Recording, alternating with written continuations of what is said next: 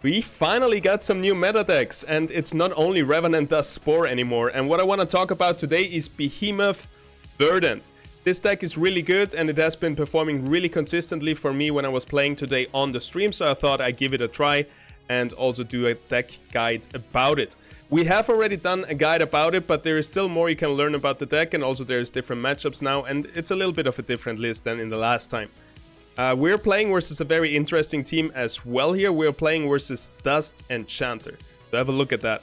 Our early game is just going to be our Twine in the front line, our Links in the back with our Ranger. And he's bringing Dust Enchanter in the first round already, which is pretty crazy. Let's see how our team performs against that. We are winning pretty good. So next round, you're just going to bring the Jotun. That's the standard positioning, right? You're just going to bring your carries into one corner.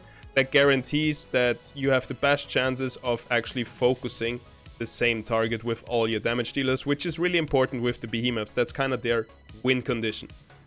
So let's see what he's doing. He's bringing in the Verdant and trying to have a little bit of a clump over here, pretty much leaning to the other side of where I'm playing. And let's see how that goes. We're actually able to beat this one as well. So now for round number 3, we're going to bring in the 2 Bulwarks, finalizing our 3 Bulwark setup, and also the Archelon, giving us a 3rd Verdant stack. We're gonna position pretty much in the front line. Archelon pretty much in the middle of everything, so he can get a nice heal off. And now he brought in the Gyro. He has now a lot of damage with those 2 Hedgehogs rolling in. And also they're gonna be blinding all our Behemoths, which is pretty much the counter for the Behemoths. Because when they're blinded, they cannot auto-attack, and they're all about those auto-attacks. So round number 3, we're losing, and now we're able to actually get Inhibition Field, which is overall a really good augment, because most units are all about casting. Not the Behemoths though, so it wouldn't be such a big counter for us, but everything else pretty much likes to cast, so Inhibition Field is overall really good. He went for the Void Cleaver, which is just not fast enough in the Behemoth matchup. Now we're gonna bring in our 2 Mystics. We're gonna position our Adorius to this side. So actually the Gyros, when they come in, they hopefully get stunned by the monkey, and then they're gonna roll over here and not here to our Behemoths. That's the basic plan behind this positioning. Let's see if it works out. A little bit of a fast forward. And yeah, here we can see they get stunned. Our Link's actually walking over there. They're rolling to our Adorius. But now Adorius is in a little bit of a trouble. And since they get stunned, they refocus to him. Otherwise, they would have been attacking their old target. And basically, without an Adorius, it's going to be pretty hard for us to win the round. And we barely lose this matchup. And we actually take a fair bit of damage. So now it's getting interesting, because now we're going to reposition, and now we're going to try to snipe his Hedgehogs. You always want to upgrade your Ranger, which is kind of the win condition versus Enchanters.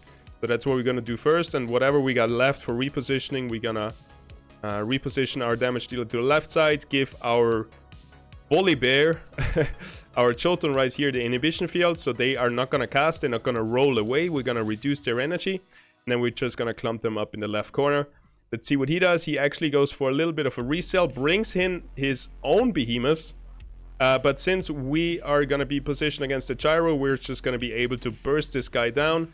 Look, without Inhibition Field, he might have been able to roll away, but not with it. And now we're just going to burst down the next target. And as you see, as long as we're focusing the same target with our Behemoths, we should always be fine and should be able to burst them down in seconds. Now our Ranger and our Links are going to be able to kill the Seer, and from there it's an easy win. And he's able to survive with 5 HP here. So we have another round to go, and basically we have to flip the positioning again.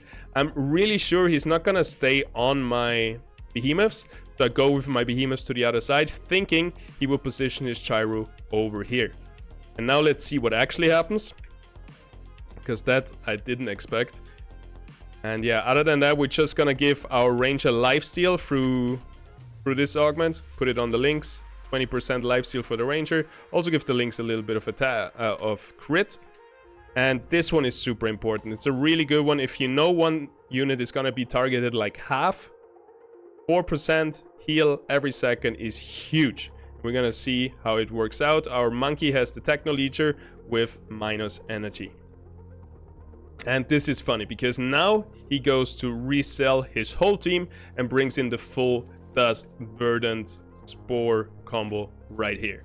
And this is actually not so bad for him. He's focusing down my Jotun. Jotun can't do anything against it, but look at my Ranger. It's already hyperactive. My Ranger counters every affinity of the enemies jumping in here, is already hyperactive, and now he's just going through those enemies like no tomorrow.